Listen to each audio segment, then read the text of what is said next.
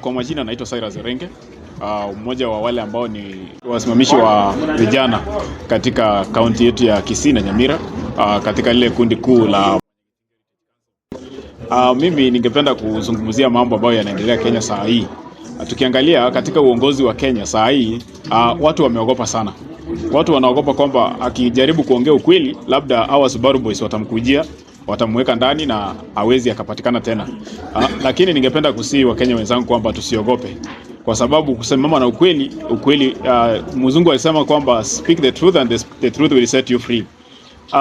Nikiangalia sana, kuna wale ambao wanasema kwamba Matiang'i hajatosha, Matiang'i hana kura. My friend, Matiang'i ametosha. Matiang'i hapigiwi kura na Wakisii peke yake. Na hata hiyo kura ambazo mnasema kwamba Wakisii hawana, Wakisii wako na kura mingi sana. Tukiangalia katika nchi ya Kenya hakuna mahali Mkisii yuko. Kwa hivyo usiangalie wale wachache ambao wako Kisii ukawadharau.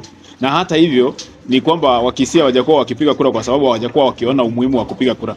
Lakini raundi hii nataka kuambia kwamba tumeamua na tutapiga kura. Na nini ningependa kusema? Kuna wao wenzetu ambao tumeona tumeungana pamoja, tunaenda pamoja pale, lakini imefika wakati wanaanza kutugeuka tena wakiongea kwamba sisi hatuko support Matiang'i wetu, hawezi kumpea tiketi katika ile muungano ambao wanatengeneza. Hatuna haja. Sisi hata tukisimama peke yetu tunatosha. Na tunajua kwamba tukijisimamia labda hiyo ndio itakuwa barabara yetu ya kuingia State House. Hatutaki support yenu sana. After all, ushirika wenu, kura zenu ni nyinyi na familia zenu. Wakenya ndio wataamua kwamba tunaenda mbele ama hatuendi. Ni pia ukiangalia katika Kisii, sana Kisii County, kuna wale viongozi ambao wako katika ile mlengo mwingine wa serikali. Wacha kutuambia kwamba tuingie ndani ya serikali ndio tupate haki. Haki tutapata hata kama tuko ndani ya serikali ama hatuna, kwa sababu tunalipia ushuru. We pay our taxes. Our taxes are the ones that we receive back as in form of development. So we don't beg, we demand. We want equity in terms of developments. Hizo pesa ambazo mnasema hamwezi tupea, mbona msitupe? Kwani nyinyi ni akina nani? Si zenu. Pesa ni ya wananchi ambao wanalipa kodi. Mbona msiwape pesa zao ambazo wanastahili kutumia? Labda kama mnafikiria kwamba mnaweza fanya anything kwa sababu mko kwa serikali, sisi hizo vitisho tumepitia. Saa hii hatutishwi. After all, we have nothing to lose. Kama mtaki kutufanyia maendeleo, mnaweza acha. Mko na muda mchache sana wa kukaa katika hiyo ofisi. Na ile siku ambao mnataka kutolewa, mtatoka mpende msipende.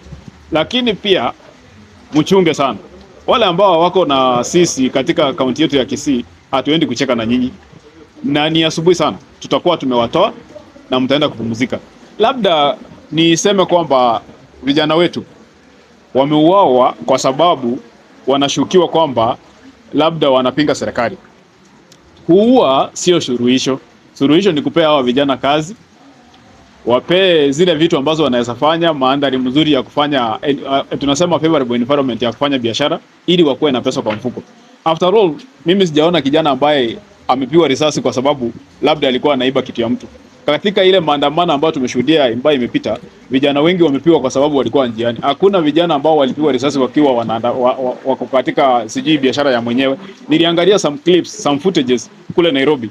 Vijana wanaingia kwa supermarket, wanaiba, askari wakiwaangalia, hakuna hata mmoja alipigwa hata tear gas. Lakini unapata kijana amepigwa risasi ya mguu kwa sababu alikuwa anaandamana, kijana amepigwa risasi ya kichwa kwa sababu alikuwa anaandamana, hata mwenye alikuwa anapita kwa barabara. So hakuna hata kijana mmoja amewahi pigwa risasi kwa sababu ya kuharibu mali ya wenyewe. Waacha kudanganya. Sisi tunaona na Wakenya saa hii wanaona, Wakenya si wajinga. Na tungependa kusema kwamba vijana, saa hii ni wakati wetu. Na kama si sasa, ni sasa hivi. Tujitolee. The only way we can chase out this regime is by registering and turning out in large numbers to vote. Na kuambia mwenzangu, wewe Mkenya ambao unaniangalia saa hii, ikiwa hawa vijana ambao tuko nao ambao wanajiita Gen Z watokeleze ile siku ya kupiga kura, namna ambavyo wanavyojitokeza wakati wa maandamano, na kuambia asubuhi na mapema Ruto atakuwa nyumbani. Na hata akijaribu kuiba, sijui kama atapata kura za kuiba. Zitakuwa zimempungukia, na hao wengine ambao Matiang'i atakuwa ameingia katika hii serikali asubuhi na mapema. Na hivyo ndio tutabadilisha uongozi wa hii nchi. Saa hii hatutaki wanasiasa ambao wamekuwa pale katika enzi za Moi, akina Kalonzo Musyoka ni watu ambao wamekuwa katika hii serikali katika uongozi kwa muda mwingi sana. Ni nini ambacho wako nacho mgeni ambao hawajaifanya hii miaka yote wanataka kufanya saa hii? Hatutaki hao watu. Saa hii tunataka watu ambao si wanasiasa. Ukiangalia vizuri, Matiang'i si mwanasiasa. Matiang'i is a technocrat. Matiang'i ni mtu ambaye tunaweza ita administrator. So administrator ndio tunataka hii Kenya saa hii aongoze Kenya, ndio tusonge mbele. Wachana na hii mambo ya kutuambia watu ambao walikuwa sijui PA wa watu wakakuja wakakuwa sijui MP wakakuja wakakuwa sijui nini. Saa hii tena wanataka uongozi. Hizo wakati wote historia zao ziko na ziko wazi. Hakuna kitu ambayo wamefanya cha muhimu. So we do not keep on recycling these people. We have to change totally, and our change is now, and if it is now, it is now. Naam. Tumeweza kuona Gloria Oruoba akijitokeza na akileta madai ya kwamba kuna those aliwaita flower girls ambao wanapembelezwa pale ndani, they are nominated, their offices are not recognized, lakini wako kazi, majina yako pale juu. So sijui kama wakati ulipata huo ujumbe, mtuambie ni aje mnatetea Oruoba ama she did wrong. Labda utuguide hapo kidogo. Oruoba anapigwa kisiasa kwa sababu wameweza kutoa zile ambazo tunasema ni siri kali za hii serikali. Yale ambayo yanayoendelea pale tunayajua, si eti hatujui. Na madai ya Oruoba yako ukweli kabisa, na hiyo ndio maana anapigwa kisiasa. Na sisi kama Wakisia tuweze angalia mtoto wetu akihangaishwa na tunyamaze. Tunasema kwamba tutasimama na yeye. Hizo fines ambazo alipiwa za 10 million, hizo ni vitu zao na hakuna mahali atafanya. Na mimi nataka kuambia Oruoba asimame na ukweli, na sisi tutasimama na yeye. Hakuna kitu kama hiyo. Ile uozo ambayo iko pale ndani tunaijua. Si eti sisi ni wageni. Au wasichana wameamua kutumika na watatumika, na wakati wao utaisha na wataenda nyumbani, na wataenda nyumbani bila kitu. Tunaona wasichana wengine wanafanya, wao ni madirector na hawana hata gari, hawajanunua anything, wanalipwa ni jina tu, wanatumika pale ndani kuambiwa wewe kuja unipanguzie unitandikie kitanda hapa.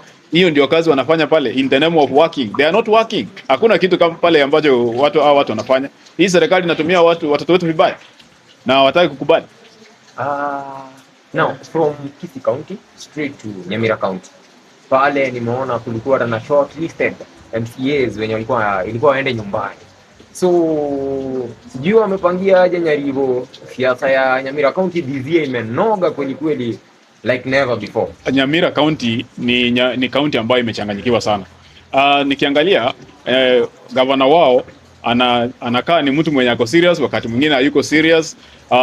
Mimi sijui mbona hawa watu wamemwacha anaendelea kukaa pale mpaka saa hii. Nyaribo alikuwa anafaa kwenda nyumbani mwaka jana. Hata angekuwa saa hii ashaanza kulima wa mbuzi na vitu zingine. Nyaribo hafai kukaa kwa ofisi. Kwa yale mambo ambayo anafanya katika ile county, hakuna kitu amefanya pale. Yule ni jamaa ambaye anastahili kukua nyumbani afanye ukulima, achunge familia yake. Hao ma MCA wengine mimi nawalaumu sana kwa sababu ya yale ambayo hawataki kufanya. Wanajua kile ambacho wanastahili kufanya, lakini wakaamua kufuata kwa sababu ya pesa. Wanawake au ma MCA wenye walikuwa shortlisted, wao pia ninawaangalia na wahurumia sana. Wanajua kile ambacho wanastahili kufanya, lakini wanafuata mkondo mwingine kwa sababu ya pesa. Wangesimama na ukweli wao, sidhani kwamba Nyaribo angekuwa kwa ofisi mpaka saa hii.